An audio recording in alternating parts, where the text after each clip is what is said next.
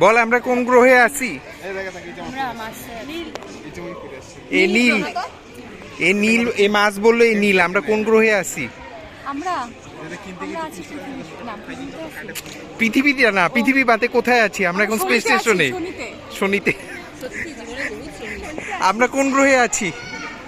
দেখে তো মনে হচ্ছে স্পেস নাই, তাড়াতাড়ি নাই। তুই সূর্যের মধ্যে।